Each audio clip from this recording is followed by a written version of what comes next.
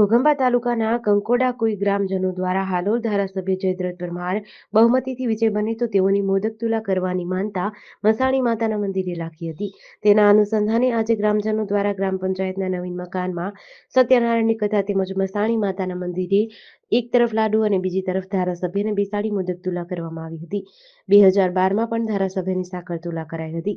સરપંચ હીરાભાઈ રાઠવા અને ડેપ્યુટી સરપંચ મહેન્દ્રસિંહ સોલંકીએ ધારાસભ્યનું સ્વાગત કરી મસાણી માતાના મંદિરે જઈ લાડુથી તોલી પોતાની માનતા પૂર્ણ કરી હતી।